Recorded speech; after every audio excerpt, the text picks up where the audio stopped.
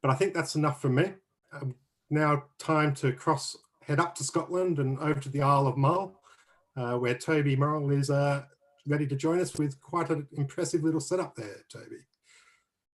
Are you there? Yes, thanks very much indeed, Tim. Welcome to this little talk about how to serve Burgundy. I think, as Tim said, a lot of people are get very disappointed in Burgundy, and it has a reputation for being very complicated, difficult to understand. And so I've got a couple of really simple tips that I think will really help everyone understand. It's nothing new, but it's something that I find that people don't quite understand with Burgundy, and that's basically the temperature of serving and whether to decant or not.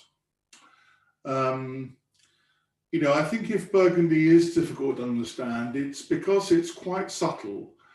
You know, red Burgundy doesn't have the tannic structure of Bordeaux, the power of a Northern Rhone. Its greatness really for me is 70% about its aroma.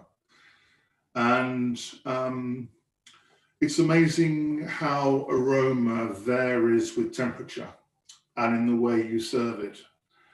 So, you know, would like to give you some advice about that. What's interesting about red and white Burgundy is that they behave perhaps differently to how one expects red and white wines to perform. Normally one thinks of reds as relatively robust, good for decanting, sometimes even better the next day. Pinot Noir is not like that. Pinot Noir has a very, very beautiful and haunting fragrance. But if you serve it too cold or too warm, you won't get the aroma. And it is difficult now because Pinot is very good. I'm talking about Burgundy, but this could also apply to Pinot Noir from anywhere else, and also top Chardonnay. So this is not just about Burgundy. But I mean, for example, I was just talking with Pinot. Most of us live in centrally heated houses where a room can be 20 or 22 degrees. The fridge is 2 or 3 degrees, and a good temperature to serve Burgundy is 15 or 16 degrees. And so that's quite difficult to manage. But I really would urge you to get a thermometer, and it sounds like a faff to start with. But very soon you will, just by putting your hand on a bottle, understand what the right temperature is for red Burgundy. But try and serve it at 15 or 16 degrees. I just recently redid my kitchen, and I actually bought a wine fridge, and it's absolutely revolutionized my life because it's made things so easy.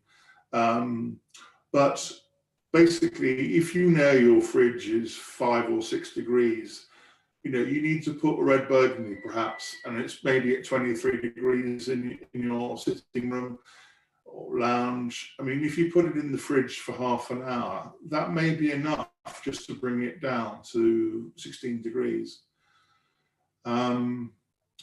Much lower than that, you will start to mask the aromas, although it will be fine down to 13. But once you get over 17 or 18 degrees, you really start to lose the perfume, the definition, and the focus of Pinot Noir. This temperature is very good for Bordeaux, red Bordeaux. Bordeaux has much more tannin and structure. And if you serve Bordeaux at 16 degrees, the tannins would sort of overtake the fruit, and it would be rather sullen and odorless. So, you know, it just shows that Burgundy reacts differently to other things. So the great learning is to really try and serve red Pinot at 15 to 16 degrees. that will be a revolution to most people. I mean, I've done the odd tasting at the wine society and tried to serve wines at that temperature, and most of the people are quite shocked at that cool temperature. But surprisingly, it's the right temperature. The other thing is try and serve it in a reasonably sized glass. I mean, I here have got, I use Chianti Riedel at home, but any reasonably large glass, perhaps tapered at the top, where you can serve it, you can fill it about a third full, and then actually really smell and enjoy the aromas of red Burgundy, because as I said before, probably 70% of the greatness of red Burgundy is it's an aroma. It's interesting to always taste wines without agitation, without swirling, because the most volatile aromas come off of that thing. Then if you want to do swirl, and then you'll get a different different palette of aromas coming through with the aeration. And the other thing that really sounds counterintuitive again is that I would really recommend that you do not decant red Burgundy. Do not decant red Burgundy. It sounds again counterintuitive, but Pinot is almost like a white wine in the sense that its aromas are fragile. It doesn't have massive tannic structure, and it needs to be served cool. It's not going to be good the next day. It's a fragile flower. You need to be very, very careful with the aromas. So the only reason really to decant red Burgundy would be if the wine is really very young and you think it's closed up and some oxygen will help it. Or if it's thrown a lot of sediment. Sediment will muddy the aromas. So if you have an old bottle, then it's it is a good idea, and you know it's got sediment, then stand it up ideally for a day or so and then decant. So, you know, that would be the way of treating red Burgundy. If Pinot is often drunk too warm, then Chardonnay and particularly white Burgundy, particularly of a level perhaps above £15 a bottle, is normally served much, much too cool. Again, I refer earlier to the fact that most of us have got fridges at 2 or 3 degrees. That's far too cold for Burgundy. Chardonnay really is, as I said before, with Pinot being much more like a white wine and a gentle flower, but you have to protect the aromas. Chardonnay is almost the reverse. Chardonnay actually has very little varietal aroma. It responds to where it's planted and how it's made, but it's really quite resistant to oxygen. And in fact, many of the flavors that we get with Chardonnay, the sort of nutty, toasty aromas, these really come with exposure to oxygen. And if you've ever tasted really young champagne, Vin Clair, Blanc de Blanc, you know, it tastes of very little. What develops that aroma is contact with oxygen. And the method of making white Burgundy, barrel fermented, is a very interesting way of giving a little bit of oxygen, which develops the flavors, but not so much that it oxidizes the wine. So basically, at the bottom of a barrel, and the Burgundian barrels have a sort of deeper belly to keep more lees. The lees, the dead yeast cells, which form at the bottom after the fermentation, are actually what's called reductive. They're sort of oxygen scavengers. They will eat up too much oxygen. And a few years back, there was a technique for making white Burgundy, which involved, it's called batonnage, basically lees stirring, where you open the bung and put in some sort of chains and stir it round to rouse the lees. And that actually gave a little bit of richness to the Chardonnay from the lees, but also helped the lees oxygen scavenge. So you have this very interesting relationship in the barrel. You have the oxygen that comes in from the staves, which is not very much. More comes in actually through the bung when the wines are topped up. Most wines in barrel are topped up about once a week because there's evaporation, what the French call la part des anges, the angels share. And you need to do that so there's very little oxygen at the top of the barrel. But there is some oxygen, and therefore, as you know, white Burgundy is often kept in barrel now up to 18 months. There was a time when it was 2 years, when it was perhaps more acid. But now it would be anything between sort of 12 to 18 months for a top wine, a top Merceau or something like that. And during this time, it develops this aroma. So again, once it's bottled and once you start to enjoy it, it's still very interesting that there is a saying that the best glass of a bottle of Burgundy is the last one. And it's not just the fact that one is getting rather enthusiastic with the little bit of alcohol imbibed.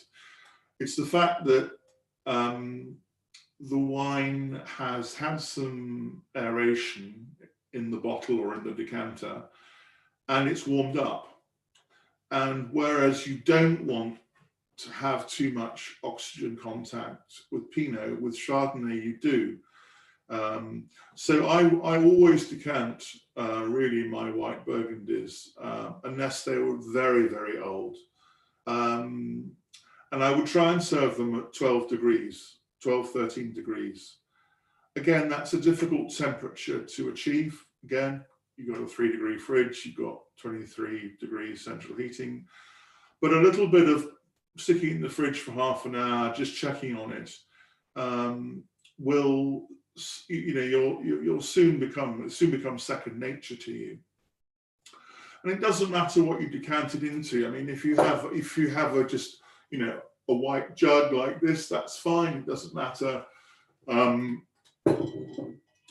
If you have nice decanters, those are great too. You know, I've got a Magnum decanter here, which I also often use for white wines because you get even more oxygen, or a bottle one. But do decant Chardonnay over £15 a bottle. You will find there is a great development with the oxygen. And I think it's one of the intriguing things with really good wines is that you notice how the wine changes over time in the glass. And, you know, I think it's quite fascinating. But, you know, normally it is true that, you know, when the wine is warmer and it's had more oxygen, it's much, much more expressive. You know, I occasionally see people writing up Burgundies, you know, on the website and saying, "Oh, this wine, it tasted of absolutely nothing," you know. And in my head, I can almost guarantee that someone has just brought it from a fridge at 3 degrees and tasted it. And as we were saying, you know, what one has been brought up with white wines to protect them. I mean, a Muscadet at 3 or 5 degrees, or a Sauvignon Blanc, which has fantastic aroma based on the grape, have an enormous aroma, which is actually almost protected by cool. I mean, if you served Sauvignon at 13, 14, 15 degrees, you would lose that aroma. So, you know, things like Riesling, things like Gewürztraminer, Muscat has such a powerful aroma, it almost doesn't matter what temperature you serve it at. But, you know, Sauvignon, Chenin, things like that, you want to serve probably 8, 9 degrees, and that benefits the wine because it captures the aroma. Again, Chardonnay is almost like a red wine. It actually benefits from some aeration. You know, a really tight bottle of Chardonnay, top Burgundy, might be better the next day. You know, if you just only drink a small amount of it and put it back in the fridge, it might have been had too much sulfur. There's a slight mode at the moment for what's called reductive wines, that is allowing them less time in wood, using slightly larger wood barrels, and bottling with a bit more sulfur and carbon dioxide than before. And that is to protect them. But in so doing, it slightly bleaches or neuters the wine, and it needs oxygen to open up. So again, I think if you learn to serve Burgundy in these ways, or as I said, top Pinot and Chardonnay from around the world, serve them at these temperatures, decant the Chardonnay, don't decant the Pinot. I think, and serve them in a nice glass, and just enjoy the aromas. Because as I said, for me, that's the great beauty of these two wines, is their aromas. I suppose the other thing to talk about really is, I know a lot of people are always, sorry, go on. But Toby, just to jump in there, we just do have one question, which is topical whilst you're talking about decanting. And you said you'd only decant a very young Burgundy. What do you consider to be a young red Burgundy? How young is young? Yeah. Of course, it depends on the vintage. I mean, something like 215, which had some record amounts of colour and tannin, is extremely backward at the moment. Whereas some of the 217s, for example, haven't closed up. They're lighter and fresher. I mean, I think, Tim, one of the things that we do at the Wine Site is every single wine we sell, we give a drinking date. And if you're serving it before the drinking date, we recommend, or at the beginning of it, then that's a good clue that's probably, you know, that you might need to decant such a wine.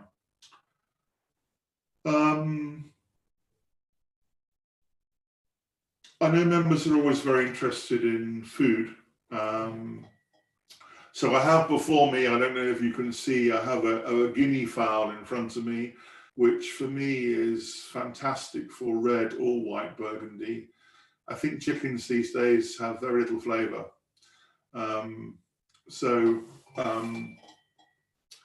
Guinea fowl is a great thing to enjoy. And with white wines, you know, Chardonnay goes with very many different foods. Lobsters and crabs, I've got some before me, fantastic. Crab tart, you know, the brown and the white meat suspended in a lovely sort of egg custard, scented with saffron, is one of my favourite ways of eating crab and serving a lovely white Burgundy with it, for me, is one of the top ways to enjoy it. Of course, very good with all fish, white Burgundy. It's also very, very good with some of the broomy rinded cheeses, or the softer cheeses. Things like Saint Félicien,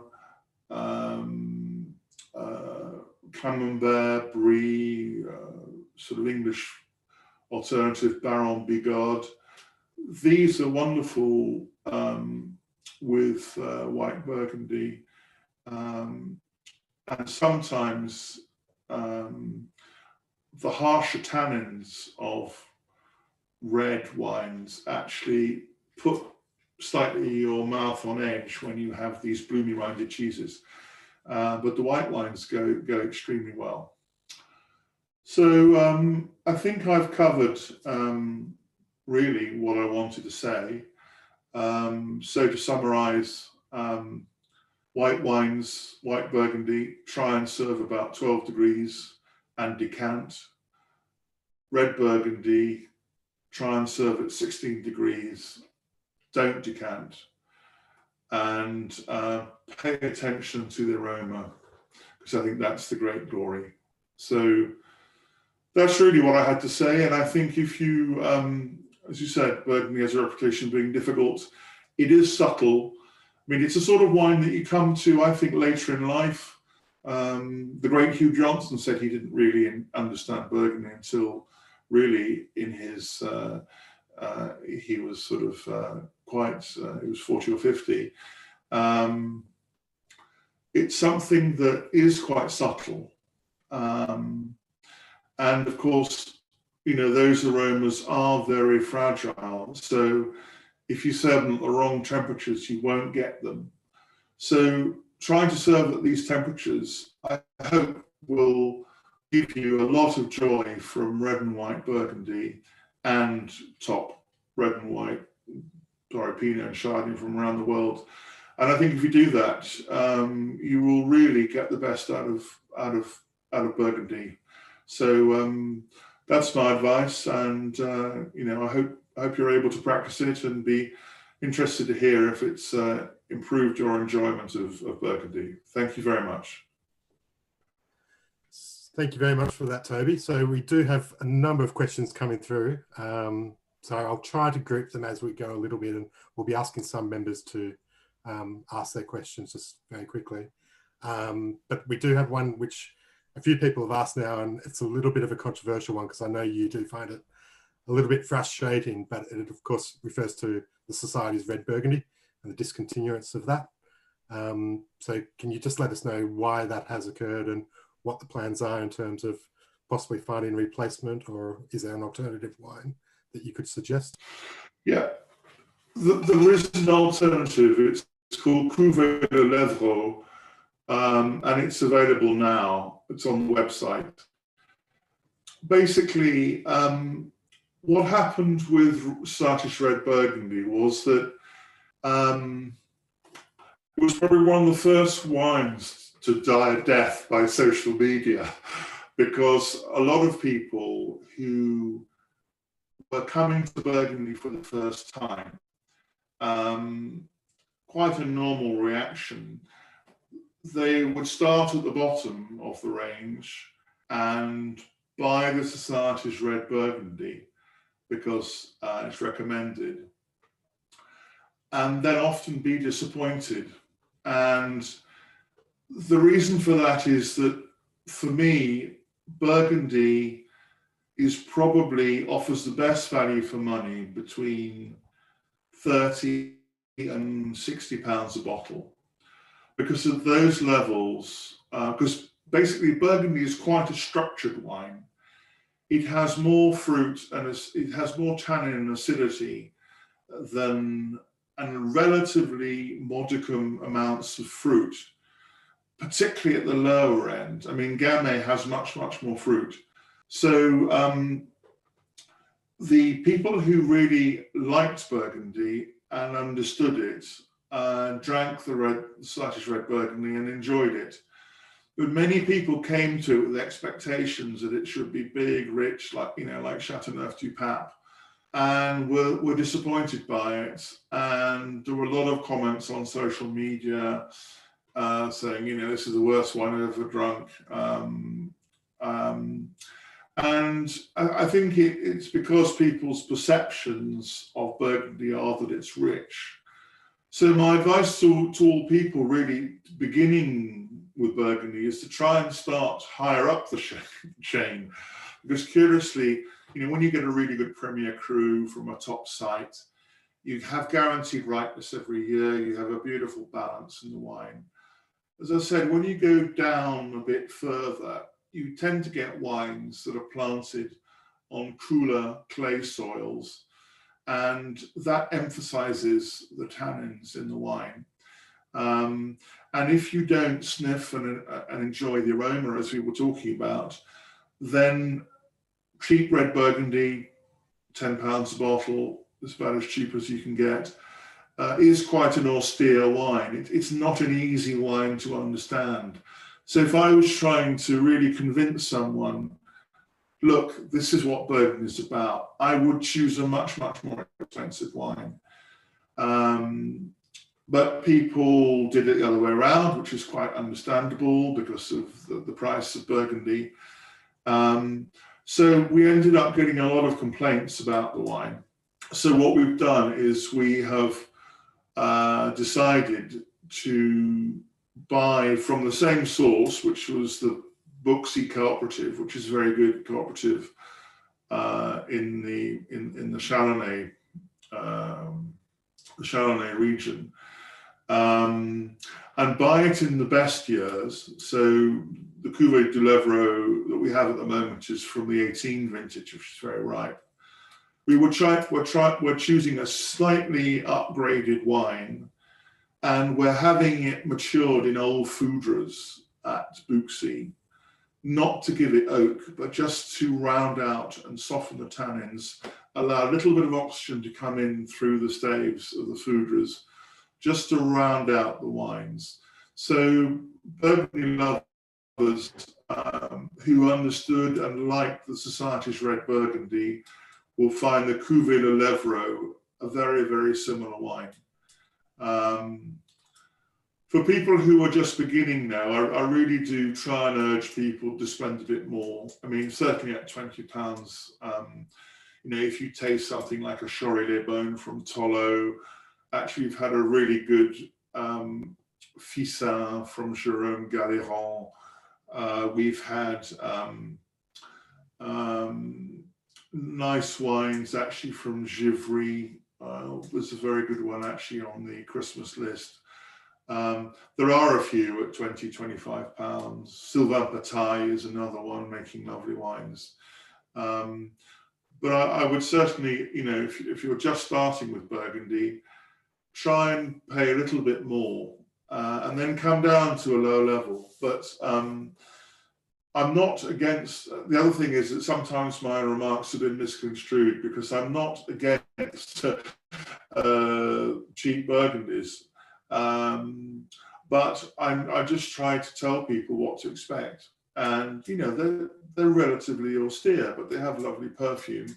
They may be less generously fruity than, say, a Gamay, which is of a similar sort of structure in a sense that, you know, it's more fruit and acid than structure. But the Gamays are just a little bit softer than Pinots. So people who love Pinot will understand that, and the L'Evro, Cuvée de l'Evro is the wine to go for.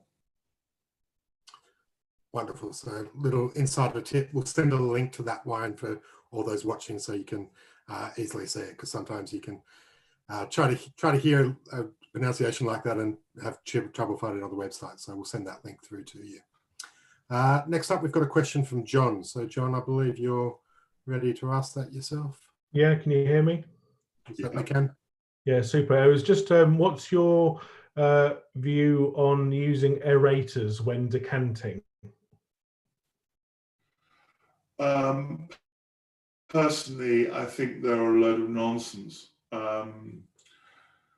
you know, there's enough aeration just in pouring the wine into a decanter. I mean, you can moderate that by splashing it yourself, or, you know, again, if it's a relatively old wine, you want to lessen the amount of aeration. You can run the wine down the side of the glass. If you look at some of the lovely old Georgian wine funnels, you know, they had a curved spout which would enable, when decanting the wine, to be run against the side of the glass. So I think you can vary the aeration in the way you pour, but it's almost not necessary to do that. I mean, the action of decanting, and then obviously, you know, the interesting thing with the decanter is you have a very wide surface area. If you just open a bottle, some people open a bottle to let it breathe. Well, you can see, you know, there's that much surface of the wine that's exposed to the air. You know, some people do it because they believe in it, that's fine.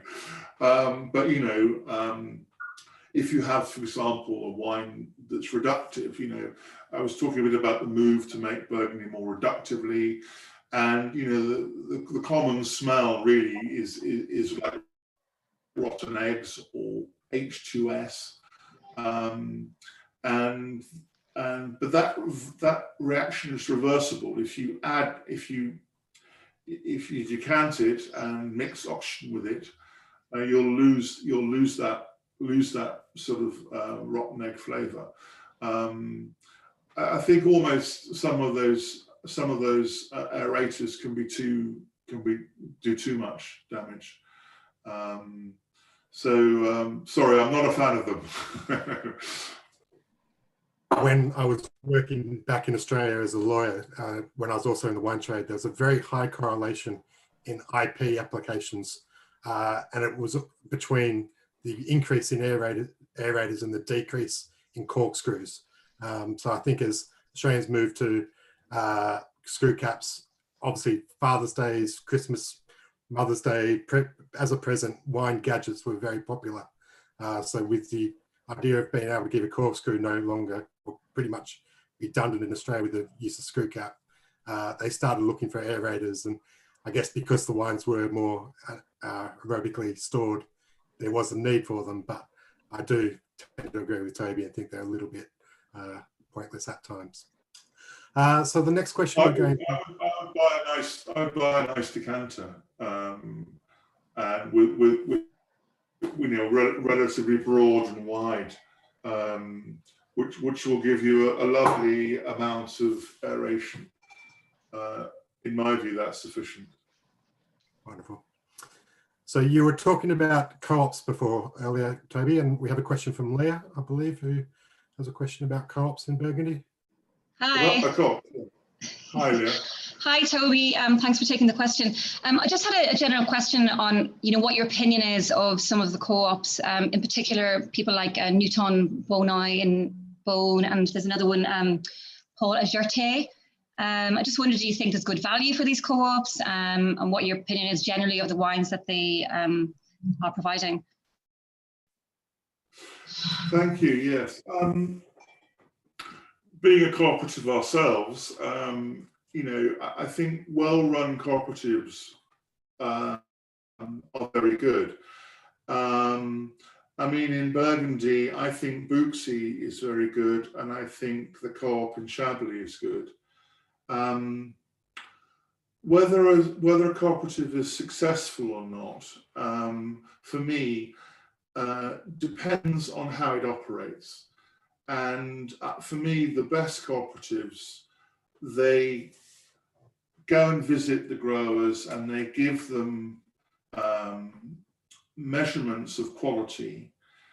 And when those grapes are received at harvest, they're measured for their alcohol and so forth.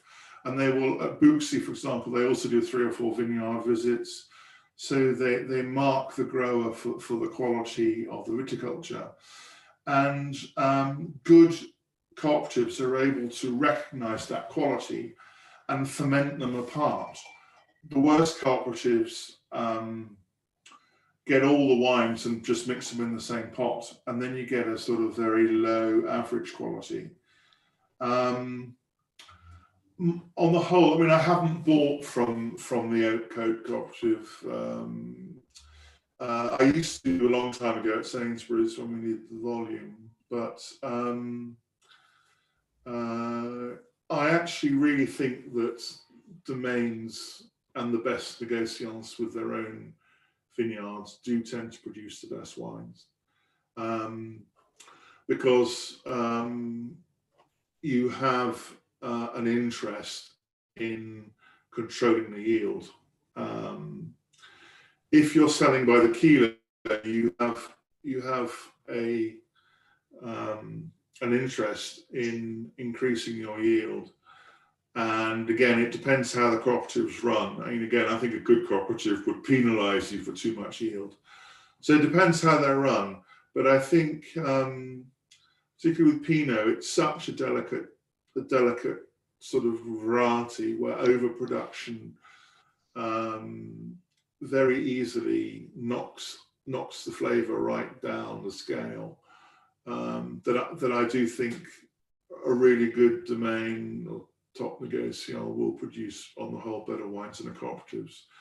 Cooperatives have quite interesting fiscal advantages. You know, they can be good value because they have these advantages in tax and so forth. But in my experience, Bouxy, as I said, Bouxy and Chablis for me are the best ones in Burgundy. Great, thanks, Toby. So we're having a number of questions come through, but the next one is from Alex, who's going to possibly ask about exceptions. So Alex, are you there? Yes. Hi, Toby. Just further to your point on not decanting red Burgundy, I was just interested if you had any other exceptions, whether that's based on wines from particular villages, sort of Premier Cru versus Grand Cru, or particular producers. No, not really. I mean, are you someone who likes to decant red Burgundy? Not often, but sometimes have found that some bottles have sort of opened up, and as that sort of second half of the bottle, you're really getting a lot more kind of flavors coming through. Yeah, I mean, I think that can happen. I mean, you know, there are rules, and wine can be so completely. There's such a big diversity of wines. Very occasionally, I have decanted. We used to have some Rousseau, the wine site in '93, which was a great vintage, but it was very backward, and actually that normally did benefit from decanting. So, as you were alluding to, I mean, perhaps the very, very best wines, the Grand Crus, perhaps you're drinking them a really structured year, a little young, then yes, I think oxygen can help a wine that's closed open up. But I would just, my experience is that a very little oxygen can overdevelop a wine. So yeah, backward wine, and you know it's backward. Then decant it, and it probably will be better. But most wines that are balanced, you're drinking at the right sort of age. You know, I really wouldn't decant. I mean, even things like Pommard and Louis Saint-Georges, which are probably the most tannic wines, those perhaps in the past would have, depending on the producer, in Gouges, for example, you know, made very structured Pinots, and sometimes oxygen can help. But the problem with the wine, that if it's unbalanced and it's so tannic, is that decanting may solve one problem. It may soften the tannins, but it may lead to the aromas disappearing as well. I mean, nowadays, actually, I think global warming has been fantastic for Louis and Pommard. And I go to this annual Burgundy tasting where 15 of us, including some of the great and the good, you know, Jasper Morris, Neil Martin, Neil Beckett, and some UK produced Negociants, J&B, Berry Brothers, Stannering Wine, and so forth. And we've been astonished by the recent showing of Nuit Saint-Georges, and global warming really seems to have benefited red Burgundy.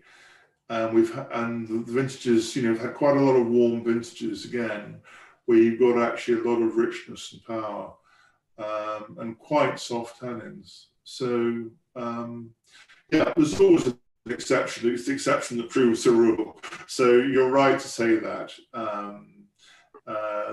that a very tannic wine, young, will benefit. But most Burgundies are not like that. So I would say for most wines, the rule of not decanting is a good one, unless the sediment, as I said, the sediment will muddy the flavour. And if you know the sediment, I would decant it just before you drink. And the other thing is the shape of the decanter does make a difference. If you have a really big one like this, a Magnum one, with a wide surface area, it will get quite a lot of oxygenation. If you have a much thinner sort of bottle-shaped one, you will reduce the oxygenation. So you can play around with the amount of oxygenation you're going to be giving a wine by choosing the shape of the decanter. And some old wines do throw deposits. I mean, it's almost when you know that a wine is ready for drinking, because when it sheds, it seems that wine, as it ages, the tannins form complexes with the anthocyanins, the colours. They polymerize, and they get bigger and bigger and bigger and heavier. And at some point, they're so heavy, they actually fall out of solution and cause a sediment at the bottom. And this is when you know when a wine actually will have a lovely aroma, because I think sometimes the tannins seem to suppress aromas. And if you have a sediment, normally the wine is very soft. So normally if the sediment, it's a wine actually that's quite ready for drinking. It'll be quite soft. It'll have quite a, when you age a wine, you get much more aromatic complexity, but you start to lose vigor on the palate.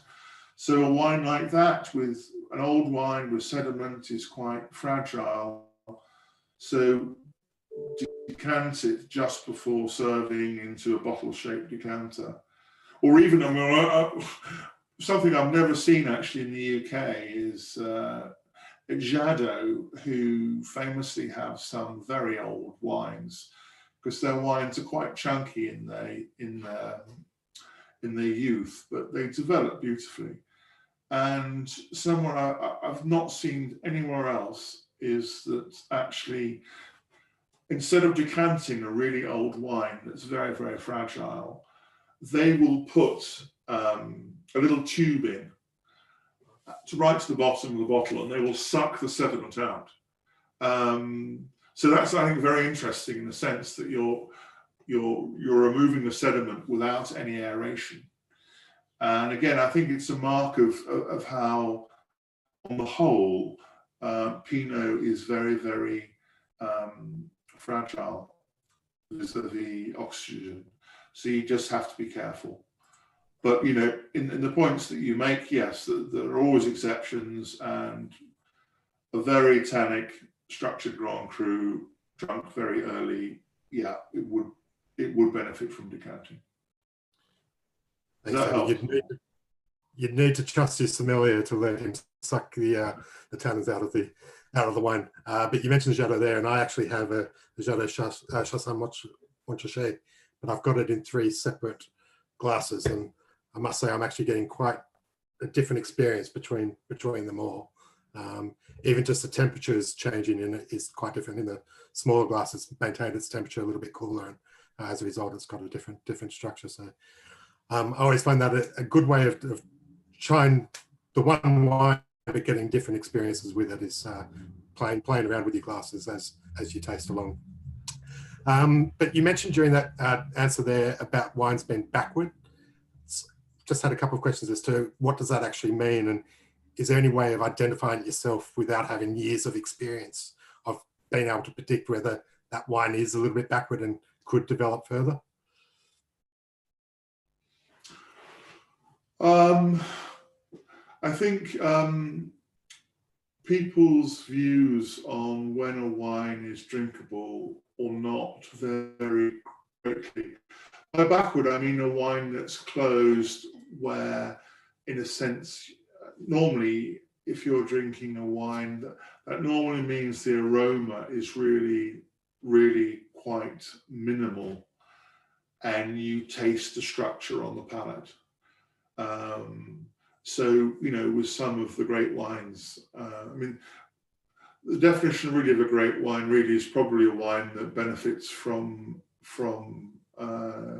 keeping, because with time it develops a range of aromas and flavors that a simple wine simply cannot. But some of the great wines need keeping. I mean, as I said, I think I've said earlier, I mean, WineSight is one of the few companies that gives the drinking date a window to start and finish. I mean, those do tend to be quite conservative, and I'm sometimes criticised for those, but the Wine Society is a reputable merchant, and we keep wines in our cellars.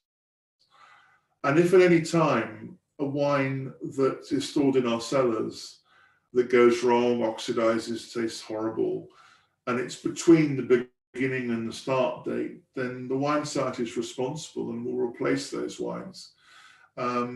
So that's quite a heavy burden. So when I'm giving dates, I'm probably slightly on the young side, but I think probably it is a tricky decision to come to whether a wine is backward, and it probably is something that comes with experience, because you sense a certain energy probably in the structure of the wine, but you can see that the aroma is closed, and therefore it's the aroma being closed, and yet there being this vigor and power. So you sense the potential for this wine to get much, much better in the future. So I think it probably is something that comes with experience to a certain extent.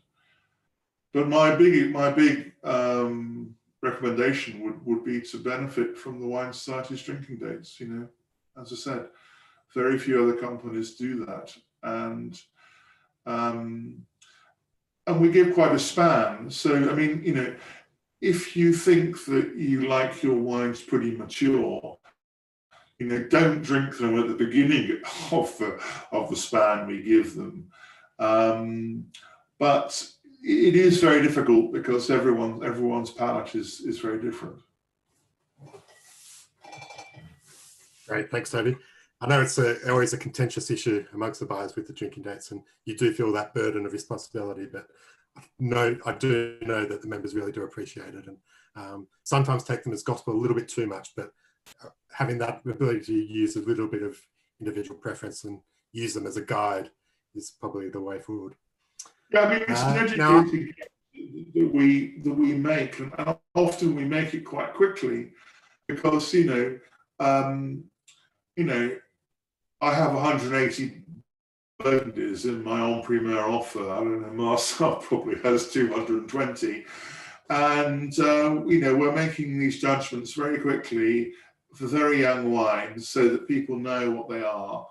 And as you say, I mean, I think they're guidelines, and on the whole, particularly at the end of their life, wines don't suddenly drop off the perch. There's a very slow, they reach a sort of plateau and then they decline very, very, very slowly. So, if you're 3 or 4 years over the drinking date, on the whole, the wine is perfectly lovely. But, on the whole, what happens is the palate softens and you get less vigor and richness on the palate, but you get more aromatic complexity. So it's a trade-off. which leads nicely into a question from actually one of your fellow buyers, Joe Lockers, asked a question about whether members, well, I guess members and consumers generally are drinking their Burgundies younger than they were previously. And I'll add on to that, do you think that part of the move towards DM corks away from natural cork, which I know you've been a very big proponent of, do you think that's playing a part in how people are aging their wines? Yeah, I think probably there's a big difference between red and white Burgundy for the reasons that you suggest. White Burgundy has suffered from a problem of premature maturation, where in fact the wine started to oxidize after 3 or 4 years. And it's probably partly related to global warming, as the wines have less acidity and more alcohol, because the lower pH, the higher acidity seems to keep white wines well. But it's also, in my view, the problem with corks, because I think global warming has affected corks also as the cork trees, and this is something that's really my theory and I haven't proved it, but I imagine cork trees are growing faster and they're less dense.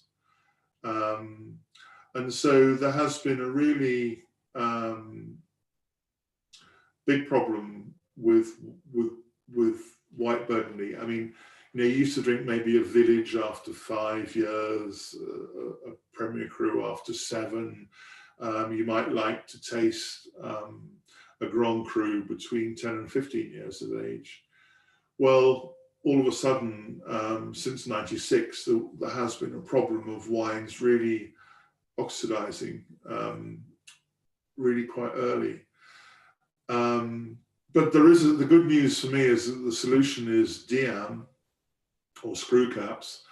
Diam corks have solved the TCA problem, but more importantly for this subject, they've been able to regulate the porosity of the cork.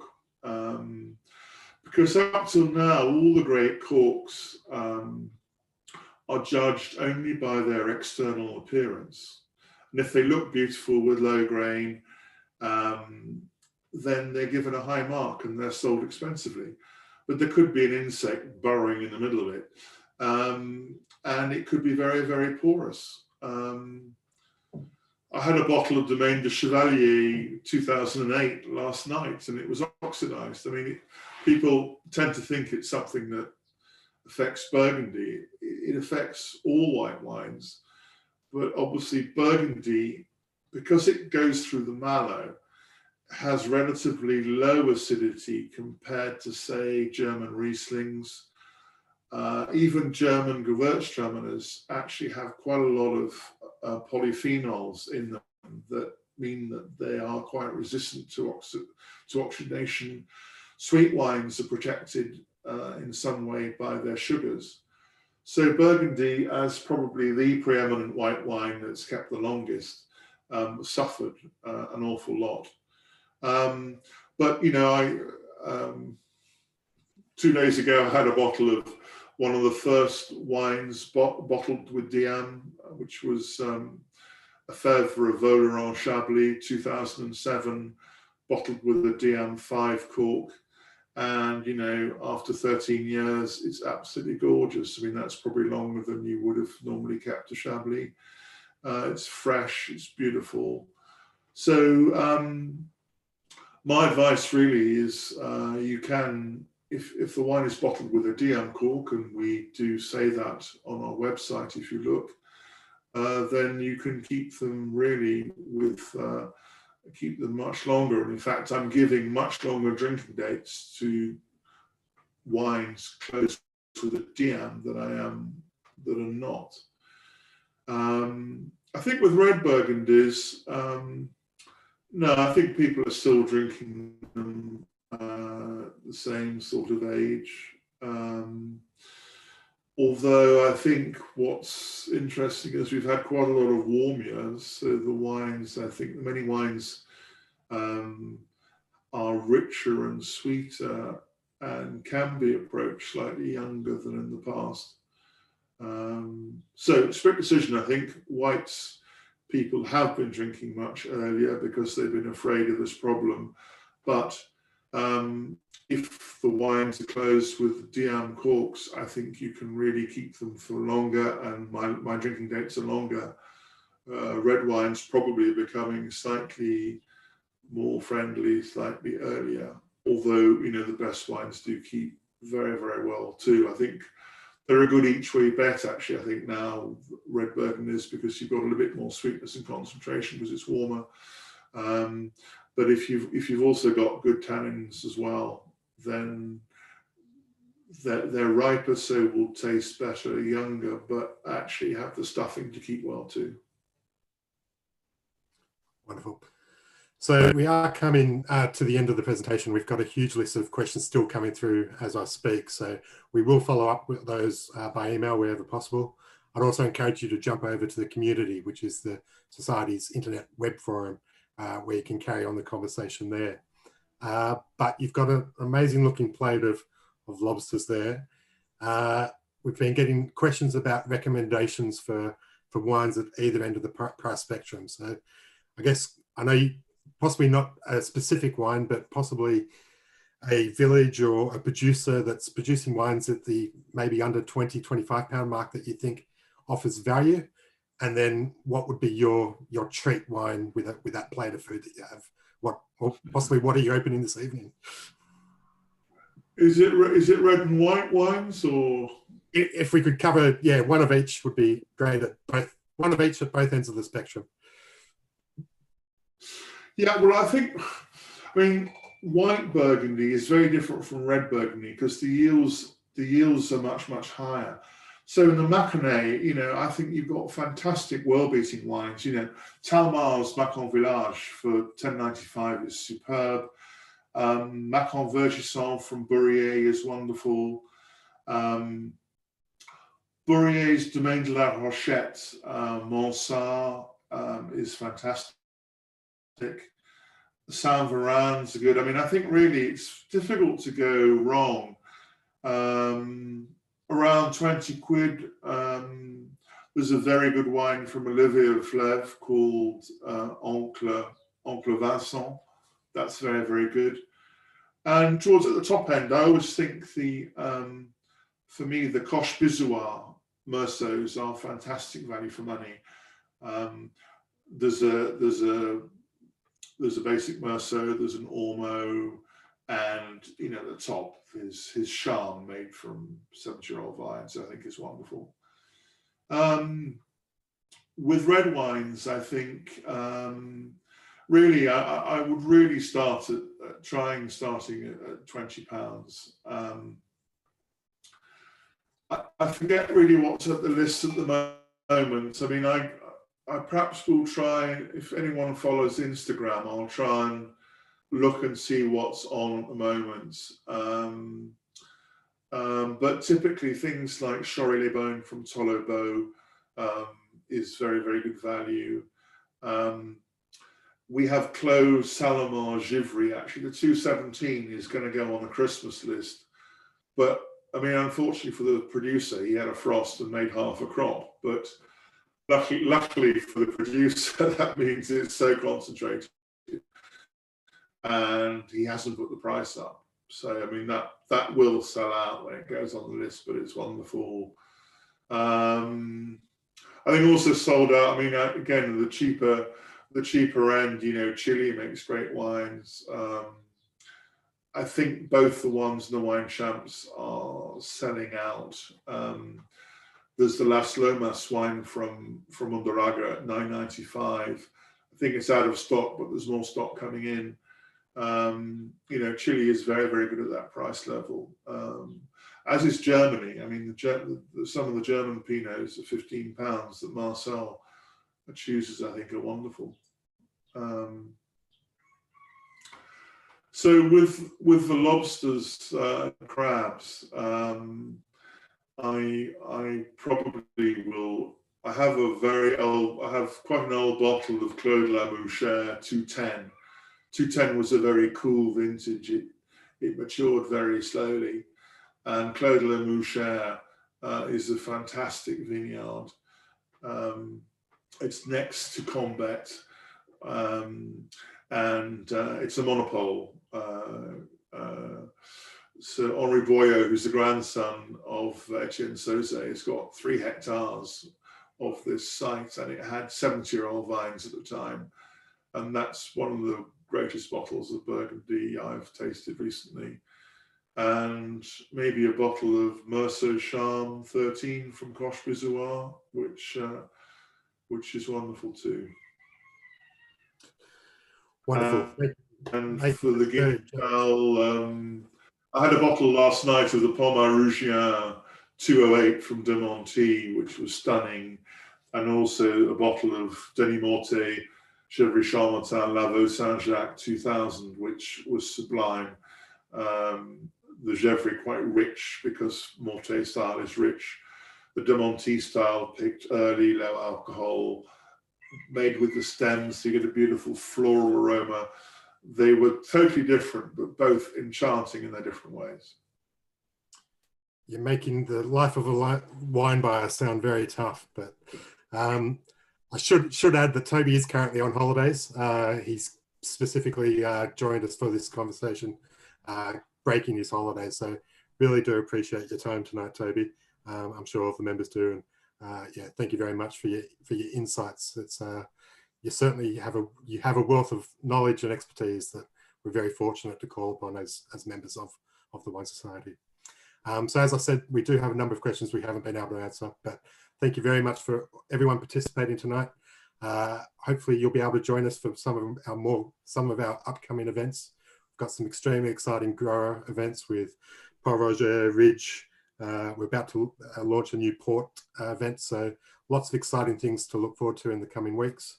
But Toby, once again, thank you very much, and I hope everyone has a lovely week ahead.